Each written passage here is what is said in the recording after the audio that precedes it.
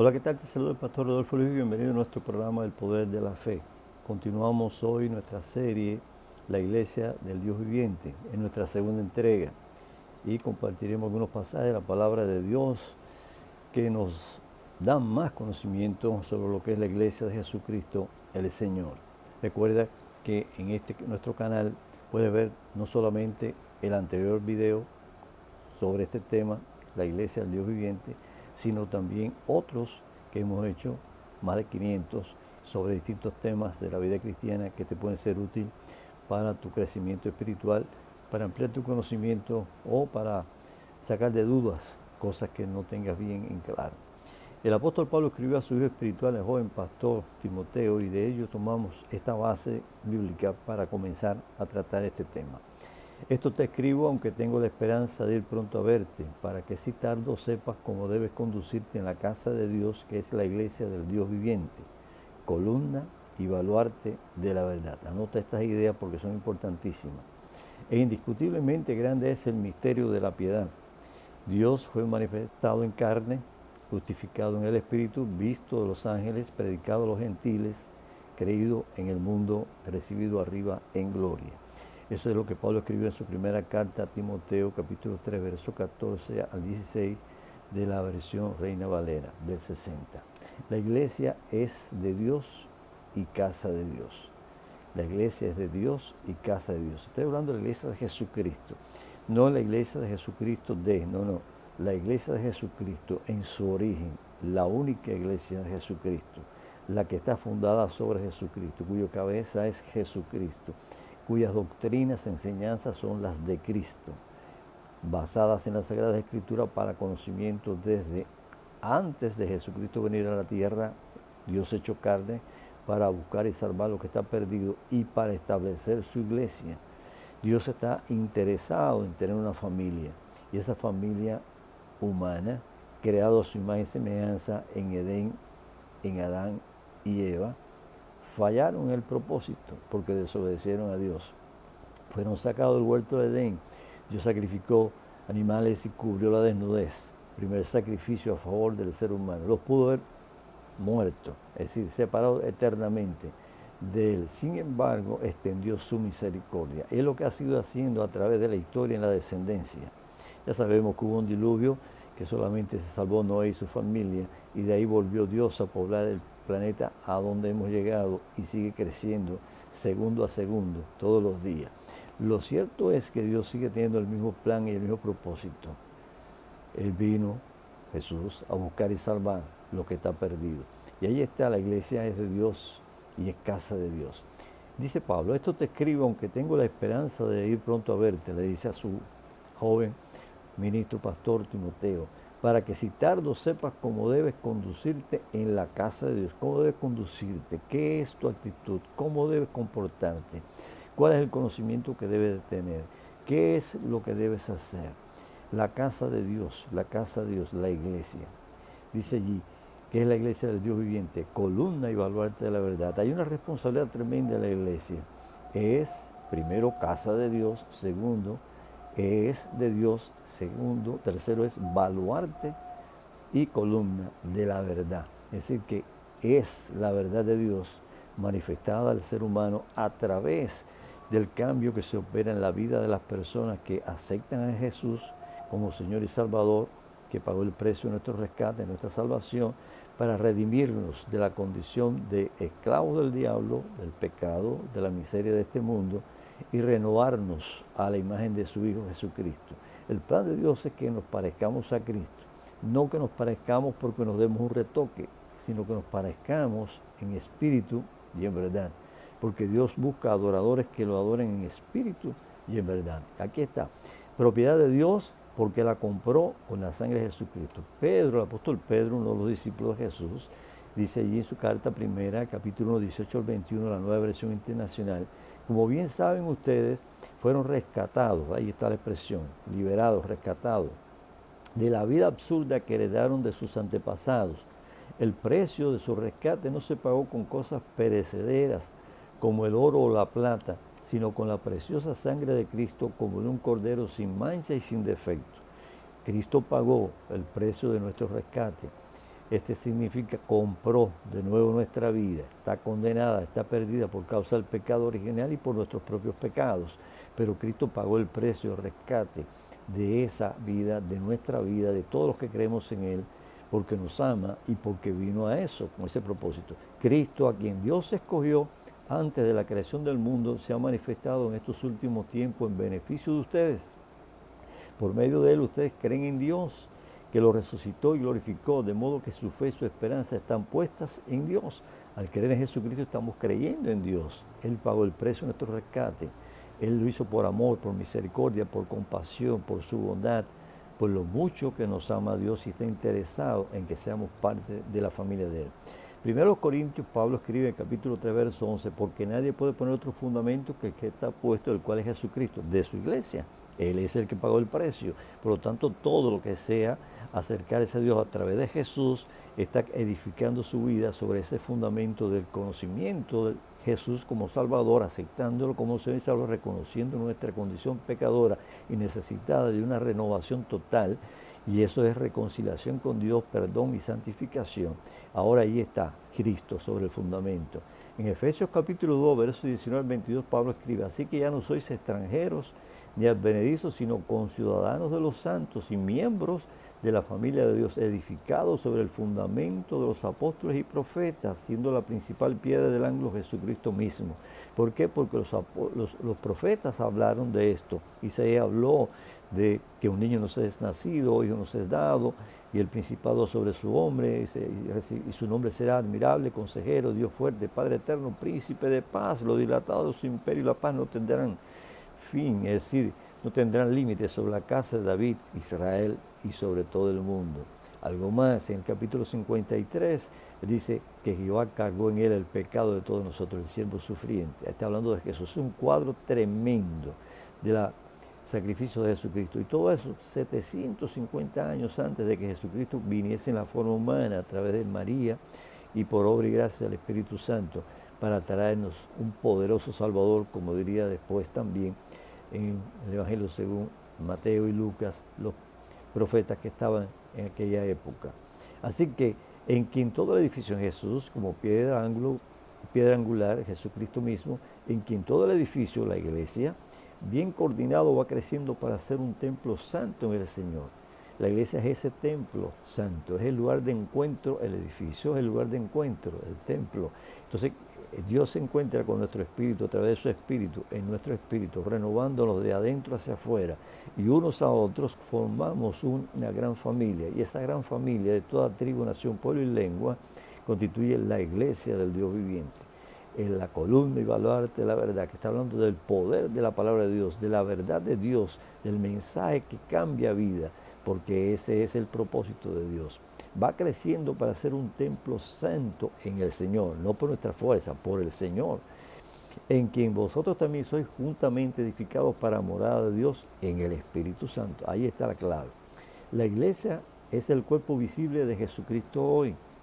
Por eso que Jesús dijo, vosotros sois la luz del mundo, a los que creemos en Él. Vosotros sois la sal de la tierra. No se esconde la luz, sino se pone sobre un lugar alto para que todos vean y pueda ser iluminado. Es decir, que ese es el propósito, que nuestra vida, tu vida, la vida de cada creyente en Jesucristo pueda transmitir valor, pueda transmitir principios, pueda transmitir allí vida a través del mensaje de la palabra, pero a través de los actos que estamos haciendo. La palabra es todo. El Espíritu que mora nos guía en esa exposición, en esa acción, en nuestras actitudes, en nuestras decisiones, en nuestras respuestas, en todo lo que hacemos para glorificar a Dios y para que el mundo vea que hay una diferencia. El mismo ser humano, pero que está ahora de una forma movido, está motivado. Hay un propósito diferente en su vida, no la de hacer daño, sino la de edificar a otro, no la de molestar, sino la de hacer bendición, no la de quitar o robar, sino la de añadir y compartir gracia sobre gracia, bondad de Dios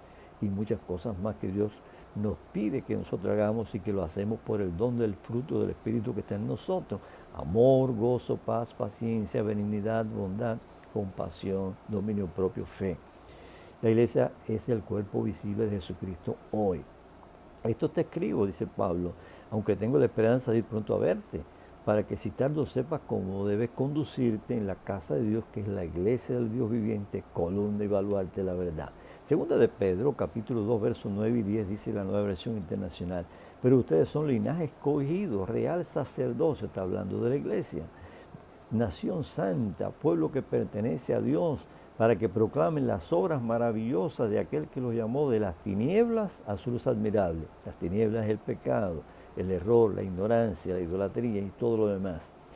Hay una responsabilidad porque nos llamó de las tinieblas a su luz admirable, y esa responsabilidad y compromiso a cumplir una tarea diferente en la sociedad, pero significativa y poderosa, porque el resultado del Espíritu Santo es el resultado del Espíritu Santo obrando en cada creyente y fiel discípulo de Jesucristo, fundamento y cabeza de la iglesia, el pueblo libre de la esclavitud demoníaca. Esa es la gran diferencia. Eso es lo que hace Jesús, eso es lo que quiere Dios, eso es lo que anhela el Señor, que todos los seres humanos conozcan la realidad, la verdad de algo distinto que es Dios, y le falta al mundo por ignorancia o por rechazo o por rebeldía. Ustedes antes ni siquiera eran pueblo, dice Pedro, pero ahora son pueblo de Dios. Antes no habían recibido misericordia, pero ahora ya la han recibido. ¿Cuántas personas en medio de sus tragedias, en medio de su dolor, en medio de su destrucción, de su desintegración como seres humanos en sus valores, por causa de multitud de cosas que han hecho desagradables a los ojos de Dios y que afectan a la sociedad, encuentran a Jesús?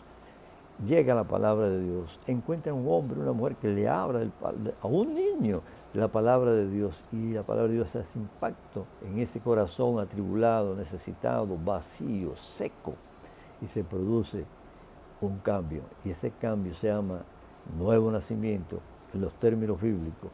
Eso significa comenzar de nuevo, y comenzar de nuevo no en la vieja conducta, sino en una nueva, un estilo nuevo, el de la gracia, bajo la dirección del Espíritu, conforme a Jesucristo, el ejemplo para imitar. La iglesia del Dios viviente. Qué bueno es decir, yo soy parte de la iglesia del Dios viviente. Tú puedes decirlo también. Esto te escribo, dice Pablo, aunque tengo la esperanza de ir pronto a verte, para que si tardo sepas cómo debes conducirte en la casa de Dios, que es la iglesia del Dios viviente, columna y baluarte de la verdad. Dios no está muerto, Dios está vivo. Mateo 22, 32 de la Nueva Versión Internacional dice: yo soy el Dios de Abraham, de Isaac y de Jacob. Él no es Dios de muertos, sino de vivos. Y en Efesios 2, al 4 al 6 de la Nueva Versión Internacional dice: pero Dios, que es rico en misericordia por su gran amor por nosotros, nos dio vida con Cristo, aun cuando estábamos muertos en pecados.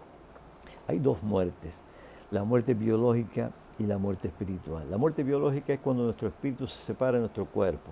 El espíritu va a Dios que lo dio y el cuerpo va a la tierra. O lo queman, lo incineran, hacen con él lo que quieran. Pero el espíritu va a Dios que lo dio. Después ese cuerpo va a tomar vida y el espíritu que está allá va a entrar allí.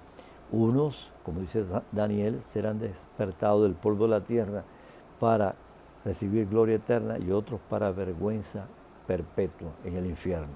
Ahora bien, lo interesante es que dice que estábamos muertos en pecado, separados de Dios espiritualmente, y esa muerte es la muerte segunda. Pero todavía estamos acá, lo quiere decir que aún estando vivos, estamos muertos porque no tenemos salvación, no hemos aceptado a Cristo, estamos en nuestros pecados, en nuestras maldades, en el rechazo, en la ignorancia, en todo lo que a Dios desagrada. Y eso nos aleja de Dios. Pero al aceptar a Jesucristo como Salvador, Dios nos da vida, y esa vida es eterna.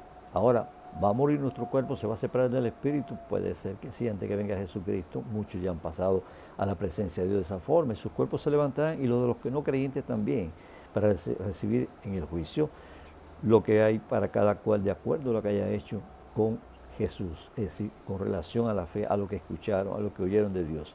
Dice: por gracia ustedes han sido salvados, los que creen en Cristo, creemos en Cristo. Y en unión con Cristo Jesús, Dios nos resucitó y nos hizo sentar con Él en las regiones celestiales. Es decir, que ya hemos resucitado espiritualmente. ¿Por qué razón? Porque tenemos una vida diferente, nueva. Guiados por el Espíritu, estamos en la iglesia del Dios viviente, no del Dios muerto, sino el que está trabajando. Ahora Pablo dice que somos columna y baluarte de la verdad. En Juan 1, 16 al 18, la Reina Valera dice la Escritura, porque de su plenitud, escribió Juan, el evangelista, porque de su plenitud tomamos todo, de la plenitud de Dios a través de Jesús, porque de su plenitud tomamos todos y gracia sobre gracia. Pues la ley por medio de Moisés fue dada, pero la gracia y la verdad vinieron por medio de Jesucristo. Gracia es el favor divino, es la salvación concentrada en esa palabra que dice, por gracia eres salvo, por gratis para ti, por lo que hizo Jesús.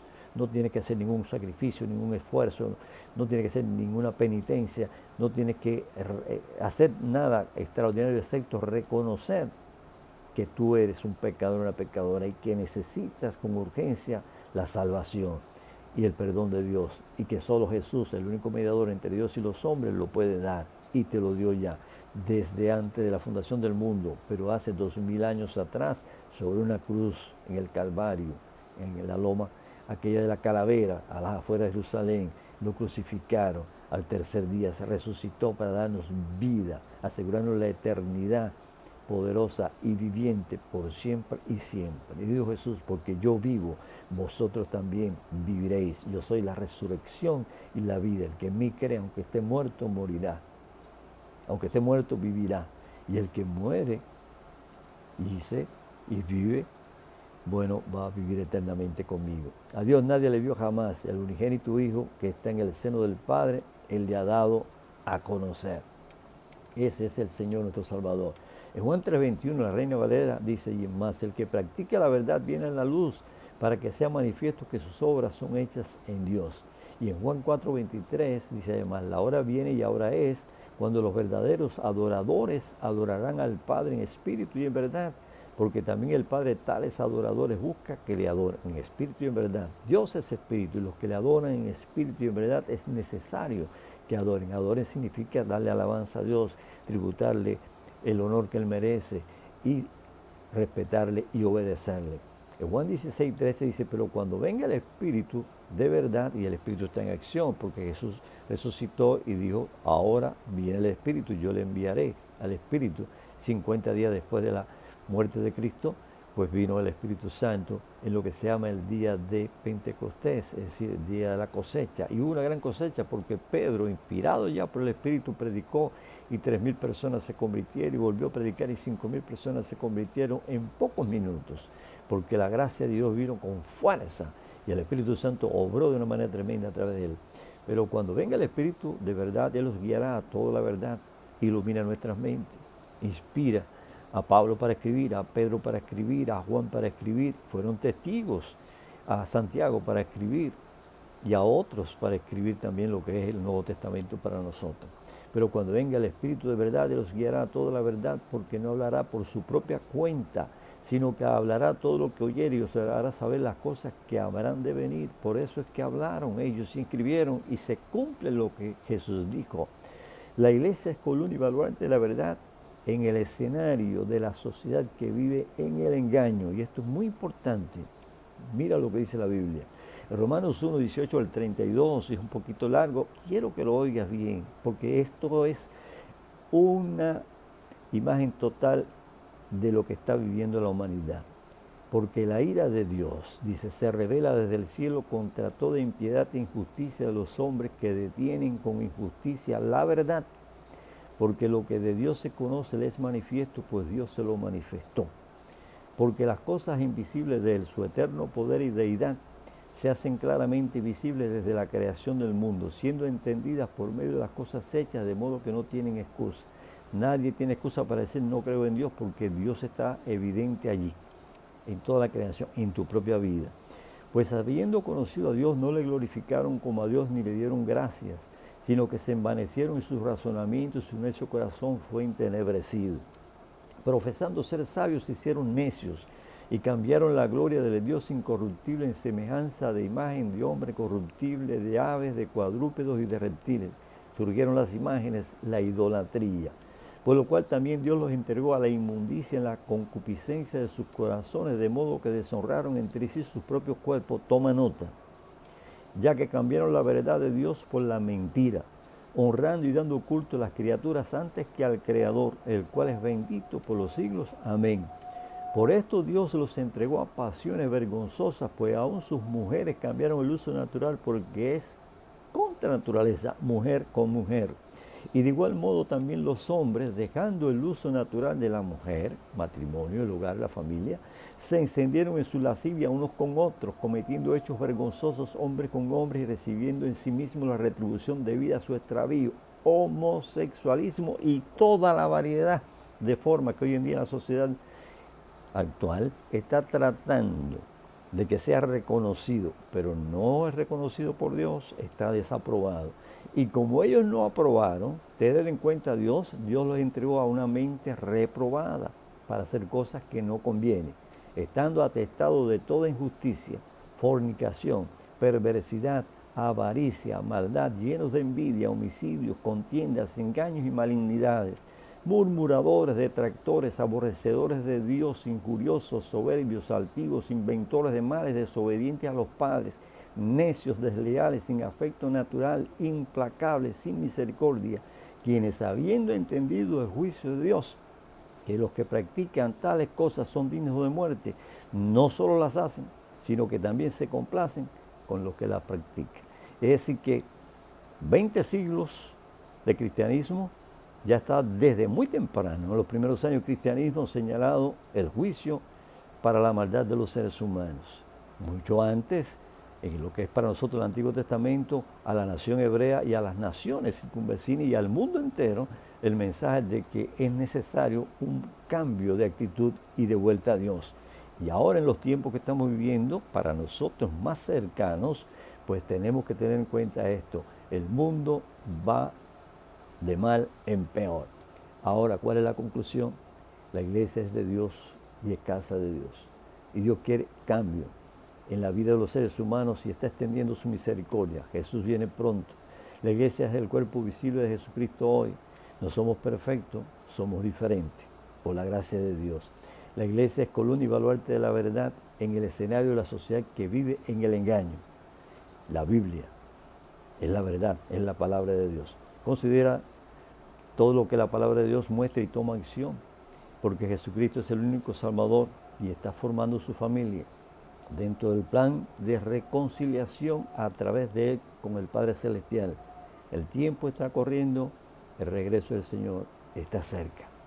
Tú decides si vas a la iglesia del Dios viviente y formas parte de su familia o te excluyes tú mismo por una conducta errada, por obstinación, rebeldía.